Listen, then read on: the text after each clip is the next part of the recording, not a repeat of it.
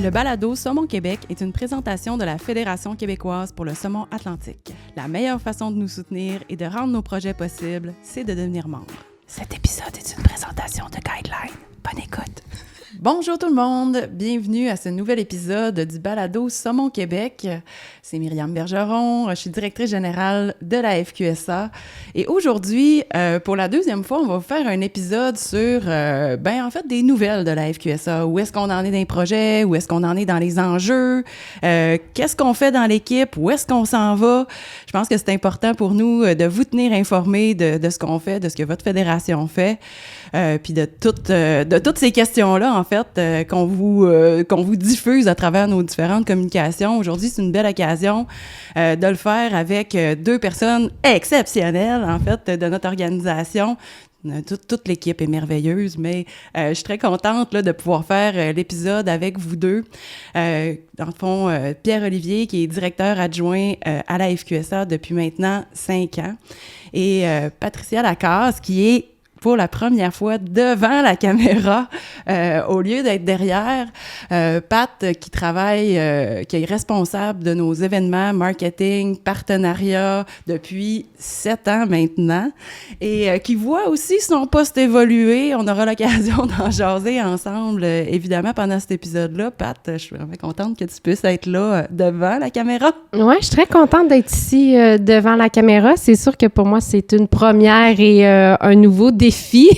Appelons ça comme ça. Je suis plus habituée d'être derrière.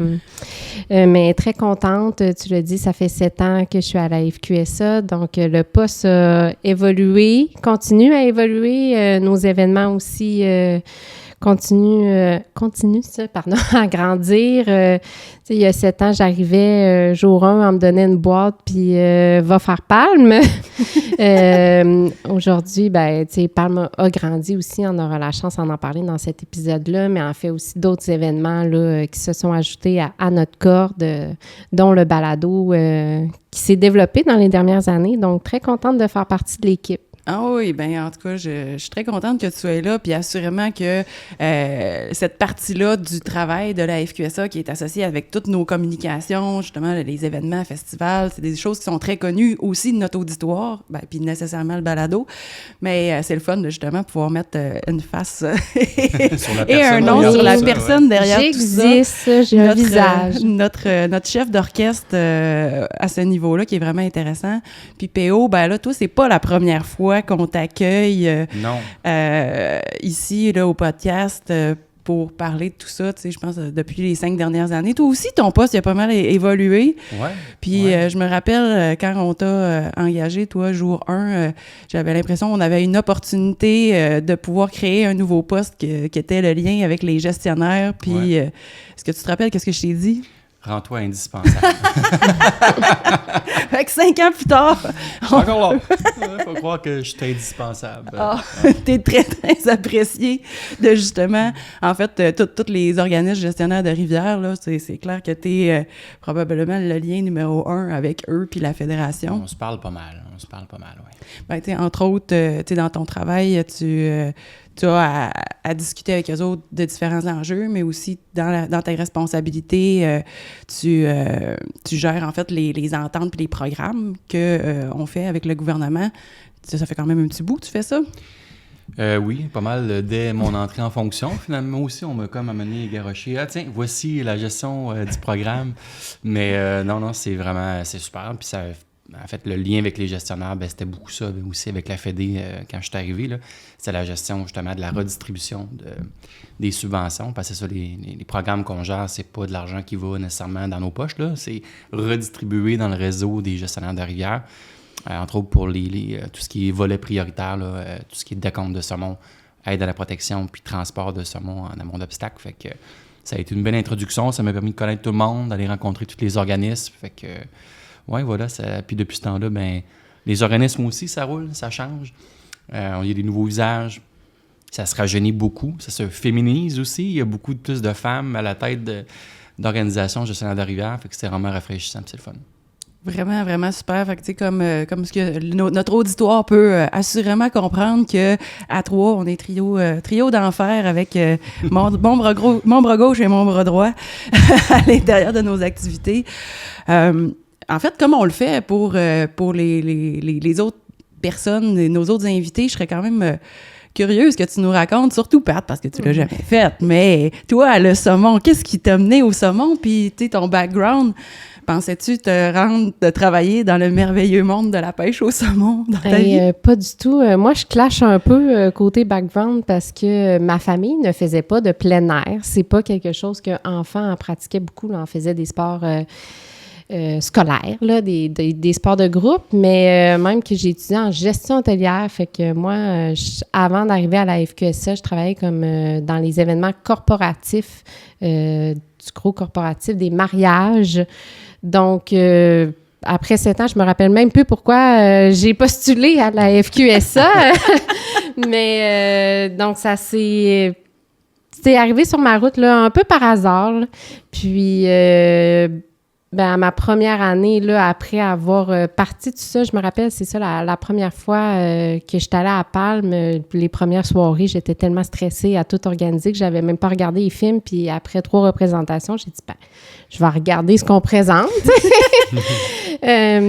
Puis j'ai tout de suite tombé en amour avec les images qui étaient projetées. J'étais comme, oh wow, ça a donc bien l'air trippant, tu sais, pêcher. Je pense que c'est la pêche qui ramène les gens, c'est plus une passion, tu sais, ça vient du cœur, ça nous ramène à la base. Fait que j'ai tout de suite tombé en amour avec ça. Puis, à ma première été, là, j'ai été initiée dans une de nos activités, justement, le mentorat. J'ai eu cette chance-là. Fait que la pêche, maintenant, le plein air, la pêche fait partie de mon quotidien, ce qui n'était pas du tout chose à l'époque où est-ce que j'étais en tailleur, talons hauts. Maintenant, je suis en coton watté plus que la moitié de l'année. Donc, la FQSA m'a ouvert aussi une porte sur une nouvelle vie. C'est génial, P.O. Je sais que tu as déjà parlé un peu de ton background, mais tu sais, brièvement, comme j'aimerais ça que justement, peut-être que tu représentes un peu plus comme qu'est-ce qui t'a mené, oui, à la fédération, puis tu sais, dans les dernières années, justement, on vient d'en parler, que tu as développé beaucoup ton poste, mais tu sais, quels sont les éléments forts, finalement, de tes dernières années qui t'ont amené de passer d'un entrepreneur à avoir le goût de travailler dans un OBNL pour le saumon, puis tout le développement que tu as fait aussi à l'intérieur de tes responsabilités? Ben c'est la passion pour la pêche au saumon, là, d'abord, qui m'a mené à la FQSA. Là. Comme si j'étais entrepreneur, j'avais vendu mon entreprise, puis je cherchais un nouveau défi, un nouveau passe-temps, puis j'ai approché la FQSA, puis on m'a offert une job, puis je disais, c'est parfait, tu sais. Puis j'étais embarqué là-dedans à deux pieds joints, puis c'est ça, j'étais encore là 5 ans plus tard, puis c'est ça, le poste a beaucoup évolué. Au début, j'étais vraiment plus coordonnateur gestion de rivière, je m'occupais plus des gestionnaires, mais évidemment, avec le temps, ben les gestionnaires aussi, on a développé notre offre de service pour les gestionnaires, on faisait beaucoup plus de projets avec eux, fait que là, ça a amené à... L'équipe a grossi, l'équipe science, on a beaucoup plus de chargés de projet, fait que là, ça prenait un peu plus de coordination, si on veut, de ces chargés de projet-là, fait que c'est pour ça, aujourd'hui, je pense que j'ai plus de responsabilités, je m'occupe aussi de cette belle gang-là, puis s'assurer que tout ce qu'on fait, en fait, ben ça sert à notre mission, ça sert à nos membres, qui sont les gestionnaires de la rivière, mais aussi les pêcheurs. Ben oui, exact. Puis ça, c'est un bout que moi, je vois beaucoup évoluer dans l'organisation, puis même dans nos dynamiques. Tu l'as dit, l'équipe a grandi, nos postes évoluent. Moi aussi, mon poste évolue. J'ai pris une autre fédération il y a presque 3 ans. mais ça nous amène à des places vraiment intéressantes. Puis je pense que tu as nommé quelque chose de majeur dans notre philosophie d'organisation. C'est de s'assurer que ce qu'on fait, ben on le fait incarner dans les besoins pour le saumon, puis pour la communauté de saumon. Fait que, on nourrit à la fois les gens, le saumon. Notre objectif, c'est tout le temps de pérenniser les populations de saumon, mobiliser les gens autour de la pêche, autour des rivières, de ce lien-là. Puis, en tout cas, pour ma part, je suis plutôt fière de ce qu'on fait. Puis, ben malheureusement, on peut pas être toute l'équipe à l'entour de la table. Puis, en fait, j'aimerais ça que, justement, vous expliquiez à notre auditoire un peu vous avez eu chacun des nouvelles personnes dans les équipes respectives, puis on a fait certains changements au niveau des responsabilités d'autres personnes. Ben, vas-y donc, P.O. dans l'équipe science? Dans l'équipe science, ben on a un nouvel ami qui s'est ajouté dans notre équipe science tout récemment, en fait, en janvier, qui est Charles, dans le fond, qui est un géographe de formation. Fait que c'est un nouveau chargé de projet là, qui s'ajoute à l'équipe. Puis c'est ça vient ajouter une belle complicité, encore plus de compétences, si on veut, là, au niveau de l'équipe, parce que c'est sûr qu'au niveau géomatique, au niveau géographie, on avait des besoins quand même assez importants. Puis Charles a beaucoup d'expérience terrain. T'sais, il a fait sa maîtrise dans le Nunavut, dans le nord du Canada.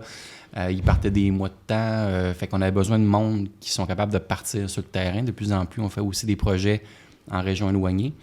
On aura sûrement l'occasion d'en discuter tantôt, mais ça fait 2 ans qu'on travaille sur la base Côte-Nord, donc vraiment très loin. Fait que ça nous prenait des gens qui étaient équipés pour ça aussi. Là. Fait que on est bien content de l'avoir dans l'équipe. Ben oui, c'est une belle complémentarité, justement. T'sais, on a Caroline qui est plus vraiment géomatique, puis on a Antoine et Alexandra qui sont un peu nos environnementales et biologie, conservation. Donc, c'est super complémentaire avec ça. On a eu aussi des changements. On est tellement une grande équipe qu'on avait besoin d'un coordonnateur scientifique. Exact. Christophe, que vous avez déjà vu dans le podcast, qui est rendu coordonnateur scientifique, donc qui coordonne un peu justement l'équipe scientifique aussi, là, s'assurer que nos priorités puis les objectifs sont mis en commun, là, puis qu'on travaille tous dans la même direction. Fait que ça va être... c'est super cool aussi. Il est bien content de ce job-là, puis je pense qu'il triple là, depuis, c'était quoi, ça fait 1 an ou 2, 2 ans qu'il est avec nous autres, Christophe? 2 ans. 2 ans. 2 ans, puis c'est ça, là, des fois, il faut comme le breaker un peu, là, dire, wow, là, prends pas ce projet-là en plus, il me semble qu'on a déjà jusqu'ici, là, 2 enfants, mais c'est pour ça aussi qu'on ajoute un membre à l'équipe, là, c'est que ça va nous permettre d'être plus flexible en ce qui a trait au projet terrain. Oui, puis, tu sais, je peux en témoigner. Je refouillais un peu dans nos archives de projets scientifiques, tu sais, pour réfléchir à tout cet avenir. Puis, je me rendais compte qu'en 10 ans, probablement qu'on a fait x10 le nombre de projets scientifiques qu'on va chercher, le nombre de subventions qu'on va chercher pour réaliser des projets sur le terrain, puis qu'on travaille de plus en plus avec encore plus de partenaires. On a développé des super liens avec des communautés autochtones. C'est l'envergure des projets aussi qui est vraiment ailleurs là, qu'il y a 10 ans. Là. Il y a 10 ans, c'était beaucoup des petits projets, ça n'enlève rien à leur qualité. Là, ils sont tous importants, mais là, c'est des projets souvent pluriannuels, des projets de 2 ans, 3 ans. C'est des plus gros projets, ça nécessite plus de coordination puis de gestion, justement. Là. Vraiment super. Puis toi, Pat, on a ajouté aussi une amie. Oui, j'ai une nouvelle amie dans mon équipe. C'est ça, le poste a évolué de mon côté, donc un peu de besoin d'aide au niveau logistique. Fait que Léane s'est jointe à nous comme agente de mobilisation et événements. Fait qu'elle reprend une grosse partie de la logistique du Festival PAM, du mentorat. Puis, elle va être aussi en support là, avec les membres pour développer ce côté-là du membership. Veut être proche de nos membres, puis Léane va avoir cette proximité-là. Il y a Maëlie aussi qui fait déjà quelques années qui est avec nous. Là, j'ai pas compté, je m'excuse Maëlie, mais qui est un bon pilier aussi à la FQSA, qui nous aide dans nos communications. C'est d'ailleurs la responsable de nos 2 infolettes, parce qu'on est rendu avec 2 infolettes maintenant, l'info Saumon, l'info Science. Fait qu'on a une super de belle équipe qui est là aux événements pour vous rencontrer. Là. Exact. Puis tu sais, Maëlie est aussi la principale qui s'occupe des réseaux sociaux. Tout à fait. Puis à ça, un peu, s'ajoute... on a la chance d'avoir des bons amis, mais s'ajoute à ça quand même des aides ponctuelles, des pigistes qui sont... Pigistes, graphistes, vidéo aussi, là, avec Palm, ça nous prend quelqu'un qui fait de la vidéo pour monter tout ça. Fait qu'on a une belle équipe de pigistes aussi avec qui on est super proches. C'est vraiment... ouais, je suis bien contente, en fait, d'entendre tout ça. Puis même, tu sais, j'aurais le goût déjà d'emblée de parler un peu de l'évolution, tu sais, l'évolution de ton poste, puis tu sais, l'évolution dans l'organisation. Récemment, en fait, je ne sais pas si notre auditoire vous avez vu, entendu ou remarqué différentes choses au niveau de nos événements, puis surtout avec le côté développement des levées de fonds qu'on fait avec la Fondation Saumon. Récemment, on a décidé là, de se réorienter par rapport à la façon d'optimiser nos moyens, nos façons de travailler. Puis, les 2 conseils d'administration ont décidé de faire front commun pour réunir de façon plus, je dirais, entrelacer les actions de la FQSA et de la Fondation Saumon.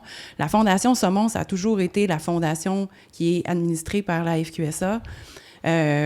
Puis on se rend compte, vous l'avez dit, on va chercher des sous qui sont importants dans des subventions, mais les défis pour le saumon atlantique sont majeurs. Puis il y a une urgence d'agir aussi à l'intérieur de ça, puis de soutenir notre milieu. Fait que notre désir, c'était d'aller encore plus loin puis de se repositionner comme organisation. Puis Patricia prend donc à responsabilité justement un peu toute cette vision-là du développement, événements, partenariat et marketing, mais on ajoute la fondation à ton éventail de responsabilités, malgré le fait que j'en assumerai aussi la direction générale, mais comment tu trouves ça? Ah ben moi, je suis très contente. C'est sûr qu'il va me prendre un grand souffle avant de nommer tout mon titre. Mais je pense que ça allait de soi, là, tu sais, que la Fondation et la FQSA travaillent vraiment conjointement ensemble, puis que ça devienne un tout. Pour l'équipe aussi, ça faisait du sens. À la FQSA, on est beaucoup, tu sais, dans les tâches, tu sais, dans la sensibilisation, la vulgarisation d'informations, ce qui fait que ça va être... Il va y avoir une meilleure ligne directrice aussi dans les campagnes de financement par rapport à ça, puis se jumeler directement avec des projets de biologie, là, tu sais, qu'on va pouvoir soutenir directement. Fait que tout ça, je crois que c'est pour le mieux. Hein. Je ne crois pas, je suis certaine, en fait, que c'est pour le mieux, qu'on va être une belle famille, tout le monde ensemble, que ça va juste montrer une meilleure cohésion. Tu l'as dit, le saumon, c'est des années difficiles. On sort là, ce printemps, on a sorti en fait un documentaire qui en fait mention de ces défis-là. Une campagne va être lancée en ce sens-là pour supporter notre belle espèce migratrice. Mais justement, tant qu'à parler du documentaire, en fait, ça aussi, c'est une autre affaire qu'on annonce tranquillement, pas vite. Ouais. Ça a été... en fait, pour ma part, là, j'ai l'impression que ça faisait déjà 2-3 ans avant même qu'on réussisse à trouver les bailleurs de fonds puis les bonnes personnes pour travailler sur ce projet-là. On en parlait déjà, puis c'était un peu un rêve... un rêve, mais que je savais pas si c'était accessible ou pas. Puis pour moi, c'est vraiment une grande, grande fierté qu'on aille, en fait, qu'on lance ce documentaire-là, qui pour moi est immensément pertinent dans un timing incroyable. Là. En fait, je trouve ça vraiment super, mais tu sais, j'aimerais ça que tu nous en parles un peu, puis de ton expérience. Ça aussi, c'était une affaire nouvelle, comme pour une fille qui avait étudié en hôtellerie, de devenir productrice de documentaire. T'as trouvé ça comment? Ben, c'est sûr, le documentaire, c'est un travail en collaboration avec Groupe North Shore. Excusez, mon anglais n'est pas très bon, je me pratique à dire ce nom-là. Tu sais, les gars, en fait, on les a rencontrés dans Palme. Puis ça a tout de suite fité, nous puis eux, là, dès leur première projection à Palme. Ils venaient faire des projets, des capsules dans des activités de mentorat. Puis on a tout le temps sorti ça à la blague. Il faut qu'on fasse un gros projet ensemble. Fait que le fit était là. Je pense que la situation actuelle que le saumon vit, tu sais, nous donnait une opportunité de enfin jumeler un gros projet entre la FQSA et Groupe North Shore ensemble. Tu l'as dit, tu sais, c'est un travail, on le sort cette année en 2026, mais c'est quelque chose qui a été réfléchi à l'automne 2024. Là. Un documentaire, c'est long, tu sais, ça a été 1 an et demi de tournage. On a fait une 15aine d'entrevues à travers l'Est du Canada. Tu sais, on a des gens du Québec, on a des gens des Maritimes pour nous expliquer un peu la situation globale de ce que vit le saumon. On a des intervenants, tu sais, des scientifiques, des chercheurs. On a aussi des intervenants du ministère, des organisations. Je pense que je suis très fière aussi de ce documentaire-là, dans le sens qu'il a pu regrouper beaucoup de gens ensemble, qu'on met de l'avant le travail collaboratif, mais qu'on est aussi capable de mettre des mots sur qu'est-ce qui se passe actuellement, puis vers quoi on veut aller, tu sais, le travail qui va être fait dans le futur. Fait que ça, c'est une très belle fierté. C'est sûr qu'un documentaire, c'est long aussi, tu sais. Ça a été 1 an et demi. Moi, je suis pas biologiste, hein, tu sais, on l'a dit. Fait que ça a été 1 an et demi à entendre des conversations, à faire des recherches, à me promener avec mon iPhone, puis me mettre une petite note, OK, tel mot, va chercher c'est quoi, puis essayer de trouver des intervenants par rapport à ça, parce que c'est un sujet important. Tu sais, on a la chance, justement, de travailler de proximité avec l'équipe de sciences, qui nous ont beaucoup aidés, fidés aussi sur des sujets. Fait que très fière de ce projet-là qui est présenté au Québec là, ce printemps. Cet été aussi, on veut en faire des événements. Donc, suivez ça sur nos réseaux sociaux. C'est un projet aussi qui est bilingue. Donc, on va pouvoir le présenter à l'extérieur du Québec avec nos collaborateurs, là, la FCSA, qui ont énormément contribué sur ce projet-là. L'ASF aussi va pouvoir en profiter. Je pense que c'était une occasion aussi, là, des fois, tu sais, je le vois, là, chacun tire un peu, veut mettre son organisation de l'avant, ce qui est tout à fait normal, mais c'est un projet où est-ce que tout le monde a fait foi de ça pour le saumon, genre, puis... Oui, puis, tu sais, je trouve que, en fait, le titre est éloquent aussi, puis c'est à la fois banal et très parlant, parce que le documentaire s'appelle « Et si on écoutait le saumon ».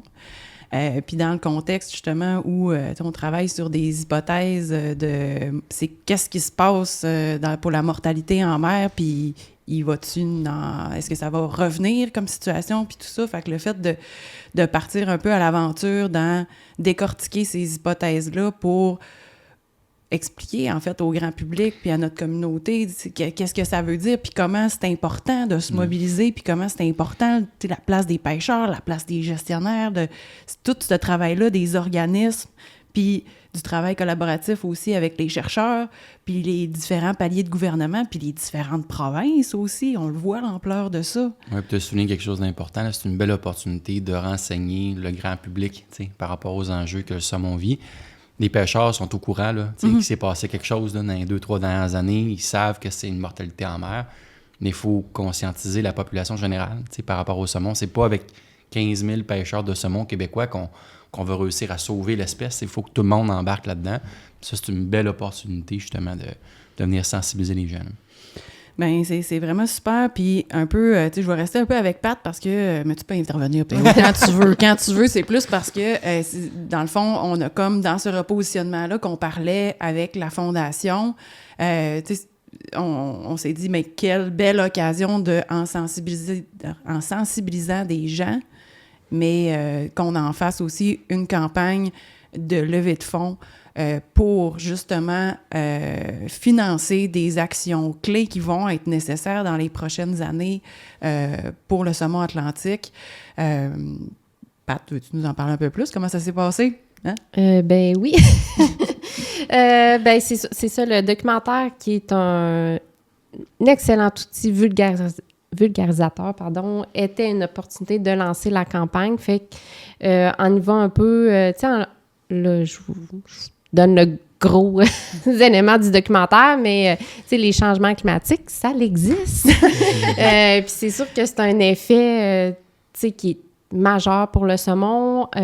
L'équipe science, tu sais, s'occupe de des projets de thermographie, fait qu'on va essayer de mettre de l'avant ce projet-là, puis de lancer une campagne par rapport à ça. Le documentaire s'appelle « Et si on écoutait le saumon », ben il nous tend une perche, le saumon, là, c'est le temps de l'apprendre puis de poser des actions. Fait qu'on va lancer notre campagne tout autour de l'été. Vous allez nous voir sur les rivières, sur les réseaux sociaux.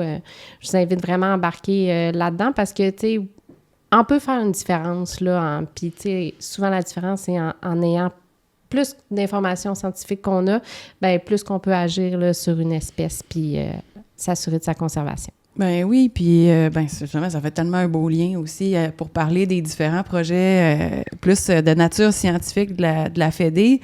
Ben tu sais, c'est certain qu'il y a toujours des thématiques qu'on travaille, puis je pense qu'on a vraiment on a clairement cette philosophie-là et cette valeur-là de la collaboration, puis de mettre en valeur, en fait, le bien collectif de tout le travail ensemble. Puis pour nous, c'est super important que même à travers les levées de fonds, oui, ça contribue aux travaux de la FQSA puis aux projets de la FQSA parce qu'on veut continuer d'être actif puis de maintenir le dynamisme puis l'expertise de notre équipe. Mais oui, on souhaite aussi de pouvoir soutenir des actions puis des projets clés qui sont aussi à l'intérieur de tout cet écosystème d'organisation parce qu'il y a d'autres personnes aussi qui ont des rôles clés là-dedans puis que c'est justement cette dynamique-là entre les différentes organisations qu'il faut aussi soutenir. Mais PO, tu sais, dans les différents projets, en fait, on en fait pas mal. Dans le dernier éditorial, je pense qu'on avait déjà abordé les principales thématiques, tu sais, les gens doivent savoir, comme justement, les affaires qui ont rapport avec la température des rivières, l'aménagement du territoire, la forêt, puis tous les enjeux aussi qui sont plus, des fois de nature ponctuelle, comme, mettons, qu'il y a des projets industriels ou autres qui se passent proche des rivières, ben ça nous arrive d'être actifs aussi là-dedans, tout comme on est actifs dans un bon nombre de consultations là, qui vont se passer, des consultations de tout acabit qui pourraient impacter de près ou de loin le saumon. Mais si on revient un peu plus au plancher des vaches dans l'équipe science cette année, outre les changements dans le nombre de personnes qui sont là, peux-tu nous faire un peu une mise à jour, les différents projets qui ont été réalisés, tout ça? Oui, bien c'est ça. En fait, c'était un peu nouveau cette année. On avait beaucoup de projets pluriannuels. Là. C'est-à-dire qu'on a commencé en 2024 qui se terminait cet hiver. Et à l'inverse, on a d'autres qu'on a commencé en 2025 qui se terminent l'année prochaine. Fait que c'est des projets sur plusieurs années. Tu as parlé, puis Pat a parlé aussi du projet de Thermie. Fait que ça, c'est un projet là, qui se termine cette année, mais qui fait quand même déjà plusieurs années là, sur lequel on travaille, qui est en fait d'instrumentaliser des rivières avec des thermographes pour suivre la température, bonifier les bases de données de suivi de température. Puis, tu sais, à travers ça, ben, tu sais, on travaille justement plus étroitement là, avec les chercheurs de l'INRS parce que depuis un peu plus qu'un an, dans le fond, on est en train de monter une approche de co-gestion de la base de données exact. De suivi de température des rivières à saumon, là, donc qui était un peu avec la même coordonnatrice, Claudine, qu'on salue. Qu'on salue, oui. Puis c'est vraiment super parce que cette base de données-là, en fait, est accessible aux chercheurs. En fait, c'est vraiment un outil pour les chercheurs. Là. C'est moins un outil pour les pêcheurs, mais vraiment plus pour le volet recherche. Puis ce projet-là, ben, ça nous amène aussi sur d'autres choses, là, comme on a Caroline qui travaille avec nous, qui fait son projet de maîtrise en lien avec la thermie des rivières à saumon. C'est super cool. Ah ouais, c'est vraiment cool parce que ça permet, c'est capoté parce que avec des analyses géomatiques, de mieux identifier à plus large échelle des zones de réchauffement puis des zones de refroidissement dans les rivières. Puis ça, nécessairement, à un moment donné, ça pourrait nous amener à mieux comprendre puis à prendre des meilleures décisions, genre pour la pêche en eau, la pêche quand il fait chaud, genre. Oui, puis même pour la protection des refuges thermiques aussi au niveau légal, au niveau réglementaire. Dans le fond, c'est que sans se mettre les bottes dans l'eau, on est capable avec des outils géomatiques de faire un peu des analyses puis de déterminer quels tronçons de rivière sont susceptibles de se réchauffer plus rapidement ou au contraire de rester plus froid. Fait que ça va nous aider ça dans nos efforts justement pour améliorer la protection de ces refuges-là. Sinon, on a fait plein d'autres beaux projets aussi. Ça fait 2 ans maintenant qu'on travaille avec des communautés autochtones vraiment sur leurs rivières qui nous ont approchés là, pour faire des plans de conservation. Cet été, on était sur la rivière Etamamiou. Quand je disais qu'on allait loin, là, mais Etamamiou, ça, c'est pas mal loin. Fait que dans le fond, on était là sur la rivière pour mieux caractériser justement. Là, il y a une pourvoirie qui est là, la pourvoirie Etamamiou, qui est gérée par la communauté. Puis, il y avait, oui, ils connaissent très bien leur rivière, mais ils connaissent plutôt le secteur où est la pourvoirie. Là, on a essayé de mapper un peu plus la rivière dans son entièreté. Fait que c'était des gros projets, l'hélicoptère, la patente. Là, c'était quand même toute une affaire. Même chose pour la rivière Mingan. Fait que c'est des beaux projets, ça aussi, là, qu'on mène directement avec les communautés autochtones là-bas. On a aussi continué, justement, depuis... j'ai l'impression que ça fait longtemps là, qu'on travaille avec la communauté de Natashquan. Oui.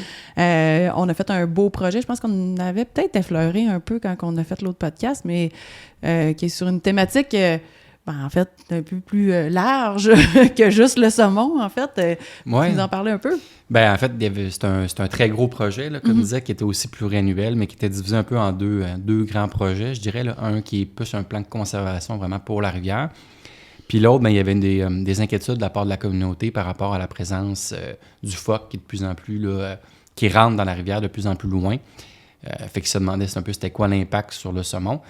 Fait qu'on a fait un beau partenariat. Tu parlais de collaboration tantôt. Là, on n'est jamais tout seul dans ces projets-là. Puis c'est un partenariat avec l'Institut Maurice Lamontagne. Donc, on a relancé la chasse aux phoques, en fait, avec la communauté là-bas. Fait que les gens de la communauté chassaient le phoque, récupéraient la viande. Nous, on récupérait les estomacs qu'on envoyait en analyse là, à l'Institut Maurice Lamontagne pour voir justement l'interaction. Est-ce que les phoques qui étaient abattus, ben, s'étaient nourris de saumon, puis si oui, en quelle proportion, etc. Avoir un meilleur portrait de la prédation du phoque là, dans la rivière Natashquan. Ben, ça va être à suivre, ça, j'imagine que... Oui, les estomacs sont encore en analyse. Là. C'est quand même, ça prend du temps. Là, mais on avait une vingtaine d'estomacs là, de phoques quand même qu'on a envoyés là-bas. Ouais. Fait que, je savais même pas! On a hâte d'avoir les résultats. Ouais, ça va être intéressant. Wow!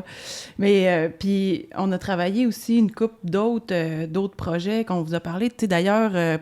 Là, ces épisodes-là vont être diffusés en avril.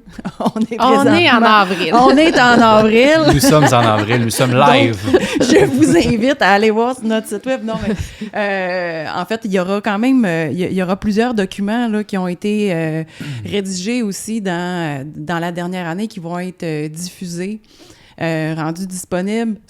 Puis, pour vrai, je fais une interpellation à la communauté de pêcheurs. Tu sais, quand il y a des événements, il y a des salons de chasse et pêche, salon de Trois-Rivières, vous faites un événement XYZ, ben c'est toujours possible de nous inviter puis qu'on puisse venir présenter des résultats de projets.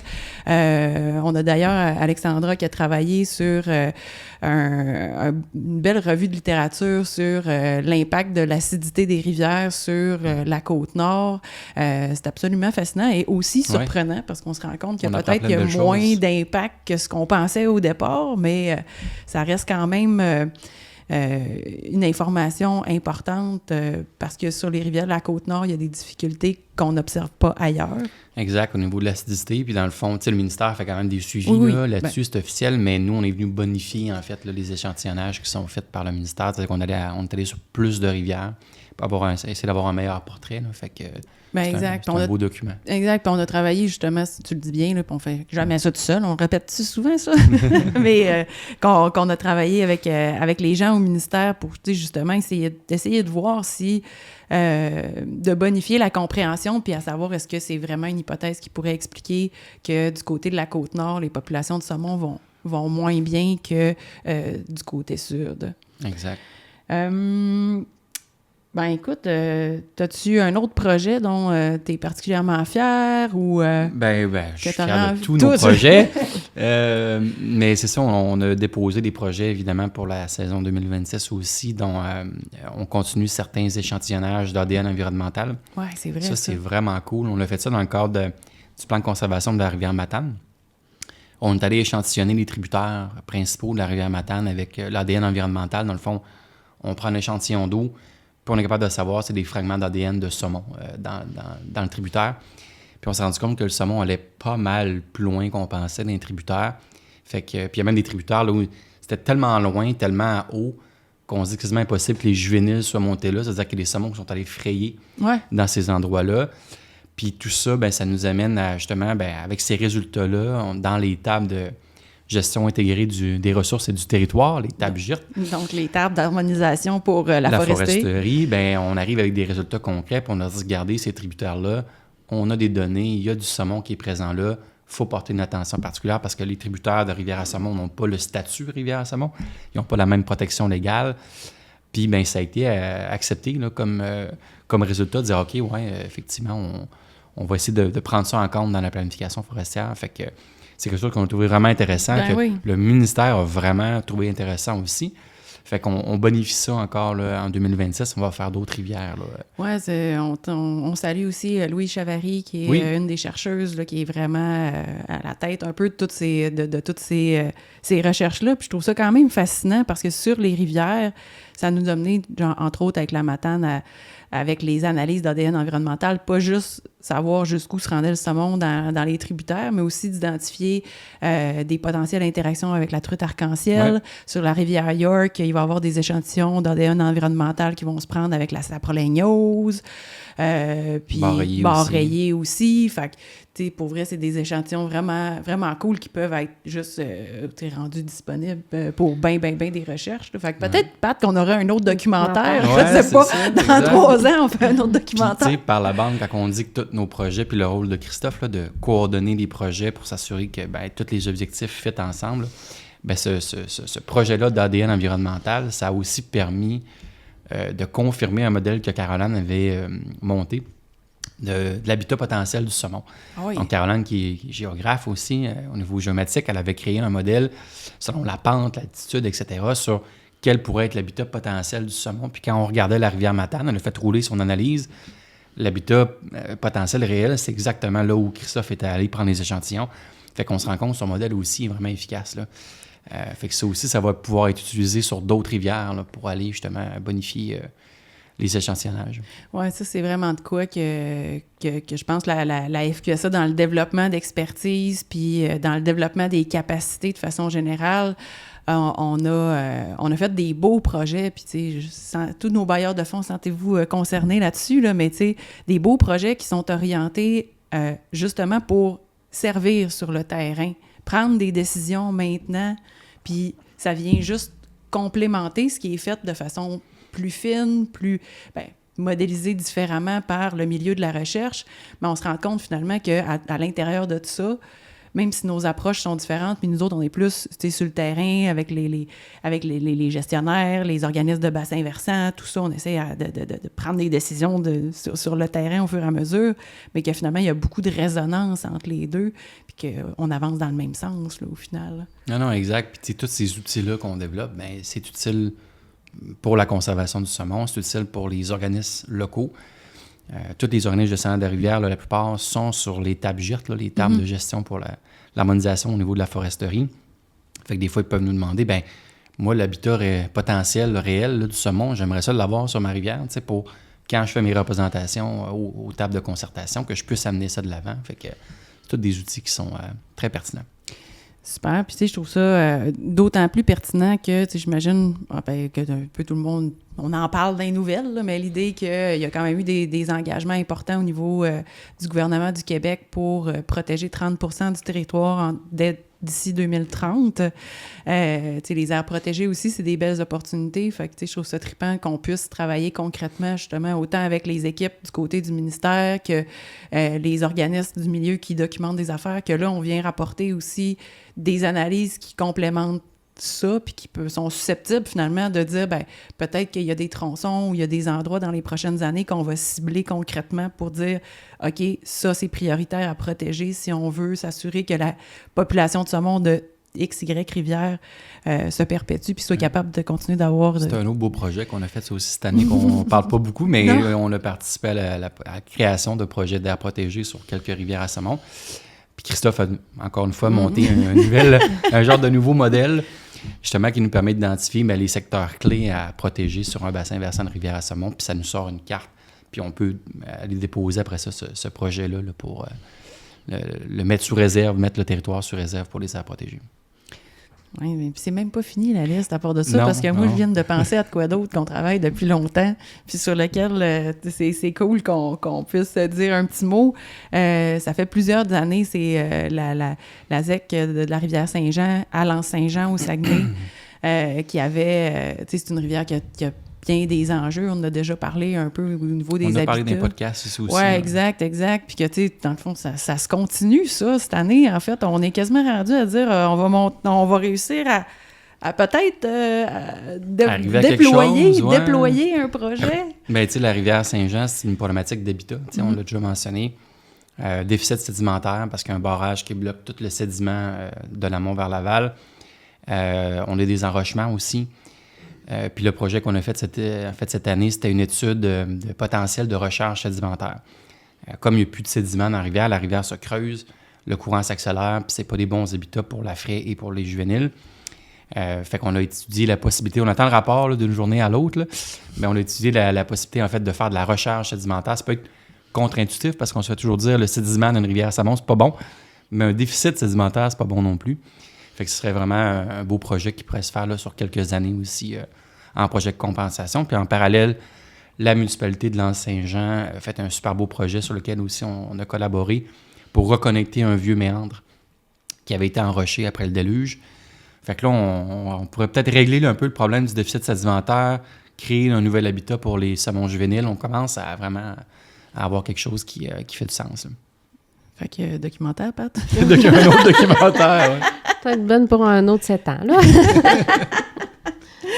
Non, mais tu sais, je trouve ça le fun, puis écoute, je pense qu'on pourrait en avoir encore plein, en fait, des projets, puis il y a des projets que, comme tu l'as dit, des fois, à l'intérieur d'un projet, nous, on mène un projet, puis il y a aussi d'autres collaborateurs, comme là, notre relation avec la municipalité de l'Anse-Saint-Jean, qui, eux autres, avaient déjà un plan d'adaptation au changement climatique, que finalement, juste en se parlant, puis en rapatriant un comité de travail, tu sais, qui avait l'Université du Québec à Chicoutimi, Maxime Boivin, le conseil d'administration de la ZEC, la municipalité, nous autres, qu'on partage l'expertise, puis que ça nous permet aussi de nous partager des morceaux, parce qu'on a toutes des opportunités spécifiques. On s'entend que reconnecter un méandre, ça impliquait beaucoup de choses que la municipalité avait bien des meilleurs outils pour être capable de réaliser ça par rapport à nous autres, mais quand il y avait besoin d'un input de notre expertise, ben on est là pour leur donner, et vice-versa. Et vice-versa, puis aussi avec le laboratoire Maxime Boivin, comme tu parles à l'université, parce qu'à la base, ce projet-là de reconnexion de méandres, c'est pour la gestion des glaces au printemps, pour justement diminuer les risques d'embarque pour la municipalité. Fait que c'est vraiment un beau projet, en bon français, le win-win, là. Tu sais, c'est bon pour les citoyens de l'Anse parce qu'il y a moins de risques d'embarque de glace, moins de risques d'inondation, moins de risques pour les infrastructures, puis c'est bon pour le saumon. Fait que c'est comme... c'est super. On aime ça, on veut juste de ça dans la vie. Je pense que... en fait, on a parlé un peu de tout ça. C'est certain que je pense... En fait, je l'ai souvent dit, même ici, puis j'ai l'impression que je me répète après presque 11 ans maintenant à FED, mais la FQSA, tu sais, c'est une grande petite organisation. On a plein de beaux partenariats. On a la chance d'avoir une reconnaissance exceptionnelle aussi du côté du gouvernement du Québec, avec qui on a des ententes financières pour les gestionnaire. On a des bailleurs de fonds qui croient au travail qu'on fait. On a des partenaires dans tout l'écosystème qui sont toujours présents, mais la FQSA demeure un OBNL, puis c'est certain que on peut pas passer sous silence que c'est un défi important. Avec dans le fond, il faut peut-être pour notre communauté, il y a une partie quand même du financement récurrent de la FQSA qui provient d'une cotisation des gestionnaires de rivières.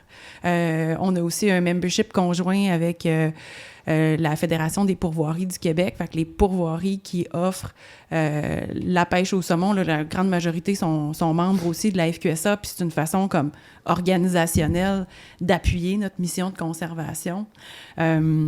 Puis cette cotisation-là qui nous provient des gestionnaires de rivières, elle est calculée en partie sur le nombre de jours pêche vendus, sur le nombre de tirages au sort vendus. Exact.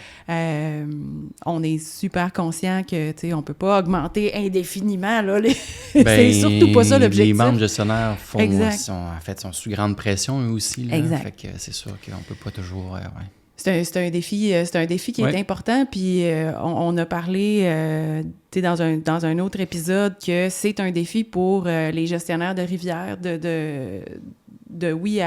à court terme de pouvoir rester actifs, mais aussi on a vraiment un effort collectif à faire sur la résilience de nos organisations. Là. On ne peut pas dépendre que d'une source de financement. La FQSA aussi est dans ce bain-là. Ouais.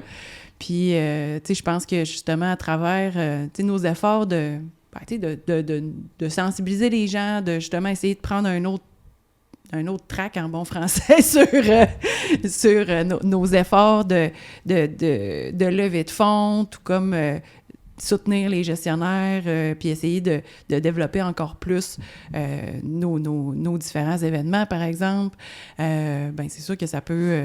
ça fait partie toute de la solution. On va aussi développer, en fait, une offre de service un peu plus structurée cette année en termes d'expertise. Exact. Mais tu sais, on se fait approcher par tous les collaborateurs avec qui on travaille, bien, les OBV, n'importe qui, des promoteurs, des fois, nous approchent parce qu'on a une certaine expertise, ça monte, puis ils ont besoin de nos services. Fait que ça fait partie des solutions, oui. Puis, tu sais, je trouve ça trippant parce que, tu sais, on l'a déjà dit, mais j'aime ça quand même que vous en preniez conscience, chers auditeurs et grand public. Tu sais, le Festival Palme, c'est trippant en tabarouette. Si vous n'êtes jamais venu à la finale, vous manquez quelque chose, puis l'année prochaine, ça va être encore pire. Mais, je veux dire, en même temps, quand vous achetez votre billet, ben, tu sais, vous contribuez aussi à la mission de la FQSA. On n'est pas là pour... en fait, on fait pas de profit, on fait pas de profit. On réinvestit réinvestit tout ce qu'on fait comme revenu dans notre mission. Puis en même temps, ça permet de faire rayonner encore plus là, le secteur du saumon puis ses enjeux. Pat, justement, parle-nous donc à travers ça. L'année prochaine, je pense que l'édition de Palme risque d'être bien spéciale. Oui, l'année prochaine, ça va être 10 ans de Palme, une grosse année. Palme aussi, c'est un des projets qui a quand même évolué. Là, la qualité des films en est vraiment... en dit semi-professionnel, mais je ne suis pas gênée de dire professionnel. Ah, oui. On a pu... c'est sûr que le ministère a toujours aussi contribué monétairement à ce projet-là, mais maintenant, on peut compter sur des partenaires fiables aussi. Bien, fiables, excusez. Nos partenaires sont tous fiables, mais dans le sens récurrent. En fait, on a des voilà le bon mot, récurrent. Récurrent. Excusez-moi. C'est tout moi, ça. Ben, mais oui, dans le fond, récurrent, tu sais, les partenaires embarquent aussi dans ce projet-là, ce qui nous a permis d'offrir des bourses aux vidéastes. On sait, pour monter un film, ça coûte de l'argent. Des fois, tu sais, tout le monde a envie de participer, mais il manque un peu de financement. Fait que cette bourse-là... on est conscient que c'est pas des gros montants, là. Selon les projets, maintenant, on attribue des montants entre 1 000 et 5 000 $, mais ça l'aide peut-être un peu un vidéaste à proposer un film. Donc là, on est vraiment niveau professionnel. 10 ans, le festival est maintenant présenté dans les 2 langues, en le vend dans l'Est du Canada aussi, avec l'ASF. Donc ça aussi, ça nous apporte un apport financier particulier. Puis, 10 ans, on commence à travailler sur cette prochaine édition-là déjà. J'ai hâte. Non, mais tu sais, on voit cette année l'engouement. Je veux dire, ça va être la 3e année, je pense, qu'on fait la finale qui va... Au Palais Montcalm. Puis sold out... c'est quand même capoté. Ouais. Là, c'est quasiment 900, je sais pas. C'est 800 personnes sold out. Maintenant, c'est 15 représentations au Québec aussi. Tu sais, le festival se promène là, partout dans la province. Il y a aussi certaines organisations qui achètent les droits puis qui se font des petites présentations là, plus intimes. Fait que je pense qu'il est quand même bien connu, le festival. Puis on n'est plus non plus dans... Tu sais, ça reste un message de conservation, de pêche à la mouche, mais... Je vois chaque année des gens dans l'auditoire qui... non, moi, je pêche pas à mouche, mais je venais voir le festival. Tiens, ça s'adresse à plus large, des amoureux de la nature, des amoureux du côté artistique. Là, justement, la qualité des films présentés nous apporte un autre type de public, des gens qui pourraient s'intéresser éventuellement à la pêche à la mouche, à la pêche au saumon. Donc, c'est des gens qu'on sensibilise aussi par rapport à la conservation du saumon. Fait qu'on a un grand public, une grande famille qui ne cesse de accroître. Oui, puis tu sais, encore une fois, c'est un peu comme, même du côté scientifique, tu sais, le saumon atlantique demeure un emblème incroyable, là, en fait, pour le soutien de la communauté puis la mobilisation du monde, puis même les gens qui pêchent pas le saumon, ou tu sais, on s'est comme fait un devoir aussi de pas juste mettre le focus sur le saumon atlantique pour le Festival Palme, parce que le but, c'est de développer la pêche à la mouche, puis cet amour-là de l'ensemble des poissons. Fait que je trouve qu'on a une belle diversité de plus en plus. Diversité des territoires, diversité des poissons, diversité dans les techniques de pêche aussi. Puis, tu sais, à l'intérieur de ça, on a quand même, encore une fois, nos partenaires proches des autres fédérations de la faune au Québec, comme la Fédération des pourvoiries, qui est... Oui, la FDCP la aussi, FDCP, ZEC. Réseau ZEC, effectivement, qui contribuent, puis en est rendu... Je pense que le saumon est comme une pêche à la mouche que... Je veux pas dire la plus haute, mais la plus... qui nous apporte peut-être plus à rêver. Mais là, on a vraiment, tu sais, de toute espèce, là, de la truite, du boreiller...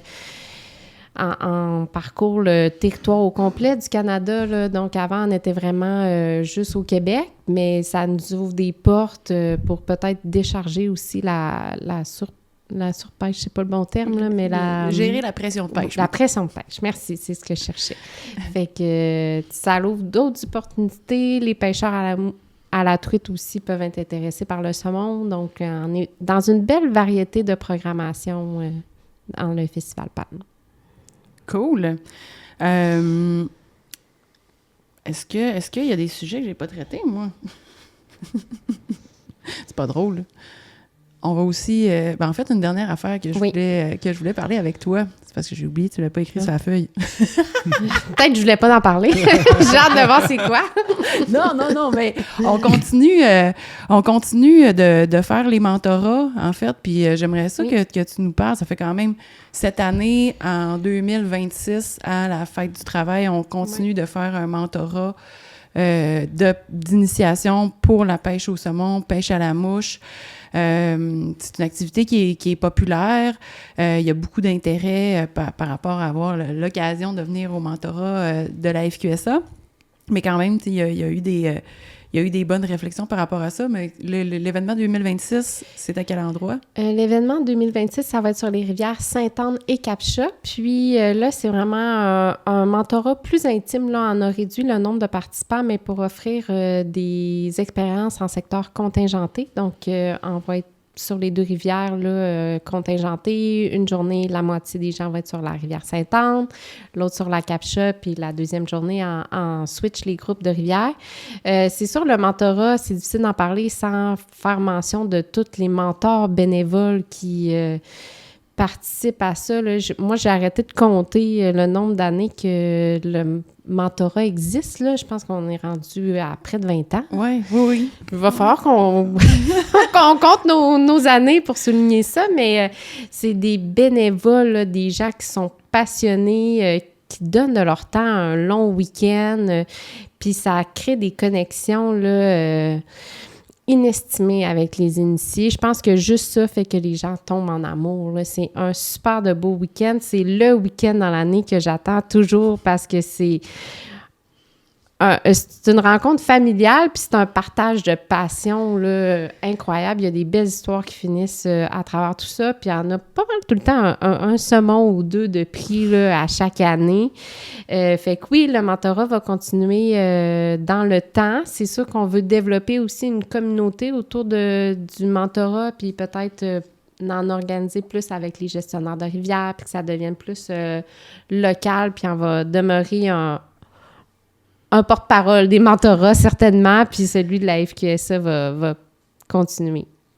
Oui, puis je suis contente, en fait, que tu mentionnes là, cet apport-là des mentors, puis pour en avoir fait plusieurs quand même, des mentorats, c'est toujours impressionnant de voir au sortir de là les mentorés qui ont comme... Tu les sens transformés avec des étoiles dans les yeux. Toi aussi, P.O., t'en as vécu une couple, t'as été mentor aussi. Oui, je le fais quand c'est possible. Là, ça me fait toujours plaisir d'être là. Mais c'est ça, comme Pat dit, il y a beaucoup de mentors. Ça fait des années là, qui viennent là. J'en ai en tête. Oui, il y en a que ça fait plus de 10 ans. Là, Éric Bolduc, qu'on a souligné cette année. Louis Lortie, qui nous a quittés, mais qui a énormément La famille contribué. Thériault, Denis, Élie, ça fait longtemps qu'ils viennent, eux autres aussi. Là. Ouais. Ah oui, ça, certainement. On a une qu'on- belle famille de mentors. Fait que je leur laisse la priorité. Mais quand on a besoin, ça me fait plaisir d'y aller. Ouais. Non, mais tu sais, c'est vraiment quelque chose dont on est fier. Évidemment, on s'est posé des questions quand même sur les activités d'initiation à la pêche au saumon, particulièrement en 2024, là, où il y avait tellement de préoccupations avec les montaisons. C'est un peu là où on a pris la décision pour un temps, ou en tout cas du moins, de prendre le temps de réfléchir, de diminuer un peu la grosseur, le nombre de personnes qu'on pouvait prendre. C'était pas parce qu'on n'avait pas envie d'ajouter des gens à ces rivières, c'était parce qu'on voulait, nous autres aussi, oui, faire un événement parce que, on l'a dit, c'est un événement fort pour le développement puis le soutien de notre communauté puis le lien qu'on entretient avec le saumon. C'est devenu aussi une belle occasion de parler aussi de conservation à nos initiés pour qu'on puisse en parler sur le bord des rivières. C'est sûr que mon plus grand souhait, c'est que on augmente tellement le nombre de saumons qu'on puisse faire des mentorats partout avec une communauté de vraiment plein de gens. On verra jusqu'où ça se rendra. Mais pour l'instant, ça avait été quand même une décision consciente puis éthique là, qu'on avait pris. En même temps, c'est un peu comme le paradoxe de pêcher versus ne pas ouvrir ou fermer la pêche quand les montaisons sont moins importantes. En fait, quand on regarde vraiment bien, c'est que si on arrête tout, des fois, on perd plus que si on continue à maintenir le lien qu'on a avec le saumon atlantique. Oui, puis le mentorat permet de bien sensibiliser les gens par rapport à cette situation-là aussi, versus, tu sais, quelqu'un qui aurait envie de partir. Moi, j'ai envie d'essayer la pêche à la mouche, là, tu sais, des fois, il te manque quelques éléments, là, tu es bien encadré, tu comprends la situation, les gens sont sensibilisés, ils ont envie aussi, après, de pêcher de manière consciente, là, fait que le mentorat est quand même un package. C'est un bel endroit, justement, pour bien sensibiliser Oui. les gens qui commencent cette pratique-là au niveau des remises à l'eau, température de l'eau, etc. Donc, c'est toutes des affaires qu'on amène aux mentorés, là. Ah ouais, puis c'est juste des fois comme les affaires de base, même dans la réglementation. Je veux dire, juste savoir comme pêche à la mouche seulement sur les rivières à saumon. On en voit à chaque année des gens qui savent pas ça. On dit qu'un initié qui commence par le mentorat là, gagne comme 5 ans automatique en expérience à la pêche au saumon, là. Justement pour la réglementation. Pensez-y, là, tu pars tout seul demain matin, j'ai envie d'aller pêcher. C'est pas si simple que ça, là. Non. Moi, il y a 7 ans, j'aurais pas été capable tout seul. Avant de terminer, en fait, j'aimerais ça vous poser une dernière question. Fait que, tu sais, avec tout ça, avec les beaux projets qu'on a dans toute notre équipe, mais aussi les défis que le saumon vit ou les défis que notre secteur vit aussi, qu'est-ce qui vous rend le plus optimiste ou qui vous drive pour vous lever le matin pour la prochaine année? Vas-y, P.O. Ben la passion pour la pébite saumon, hein, c'est sûr. Là, il n'y a personne qui veut baisser les bras, même si les défis sont énormes. Puis je pense que c'est toute la communauté, les gestionnaires, les chercheurs. On a vu un genre d'engouement assez important là, vers la recherche, vers des actions concrètes. Puis on n'est pas tout seul là-dedans. J'ai l'impression qu'on est beaucoup, fait que ça c'est motivant. Puis toi, Pat? Oui, j'irais vraiment dans le même sens que P.O., là, la collaboration entre les organisations, les différents secteurs qui travaillent sur le saumon, les gestionnaires, les chercheurs, le ministère. Il y a vraiment un engouement à travailler ensemble. On en parle souvent dans les balados, la collaboration même au niveau international. Les gens... Le saumon, c'est l'espèce, j'ai appris ça cette année, c'est l'espèce la plus étudiée au monde. Fait que, tu sais... Il y a quelque chose de beau, rassembleur, collaboratif, qui donne juste envie de continuer, d'avancer, puis on est ensemble là-dedans. Moi, je vais aussi répondre à ma propre question. Puis ça va dans le même sens que vous autres, mais encore comme plus dans le concret, disons. On en parle beaucoup, puis ça donne des résultats concrets maintenant. En 2026, avec tout le travail collectif qui est fait autour du saumon, ben, tu sais, on a bon espoir de mettre la main sur des Somono qui sont rendus proches du détroit de Belle-Île, là où on veut savoir leur état de santé, on veut savoir qu'est-ce qui se passe là. Puis on a passé, ça fait plus d'1 an en fait, qu'on essaye de trouver des solutions concrètes pour réussir à y arriver. Puis on trouve des alliés partout, puis des nouveaux alliés, puis du monde qui dit « Ah ouais, OK, je vais vous aider. » Puis, tu sais, dans les dernières semaines, j'ai jamais eu autant espoir que ça allait vraiment se concrétiser puis qu'on allait peut-être ouvrir une nouvelle boîte de Pandore pour, tu sais, justement continuer de chercher. Puis je suis sûre qu'on va trouver des causes concrètes puis qui vont nous mener à des solutions concrètes. On joue aux enquêteurs, toute la gang. Mais je trouve que ça, c'est un élément que j'ai vraiment, vraiment, vraiment hâte de voir. On se croise les doigts, on touche du bois aussi. Bien, merci beaucoup, P.O., Pat. Merci beaucoup à vous autres. J'espère que ça motive toute notre auditoire à faire la promotion de devenir membre à la FQSA, puis soutenir aussi tout ce qu'on fait. On continue d'être votre fédération, d'être la voix pour le saumon atlantique. Puis on est disponible, on est accessible. Je l'ai déjà dit, mais quand vous écrivez à info@fqsa.ca, il y a quelqu'un qui répond au bout de la ligne. Puis on est toujours heureux de vous voir autant dans nos événements qu'un peu partout. Merci beaucoup à vous deux. Merci. Merci.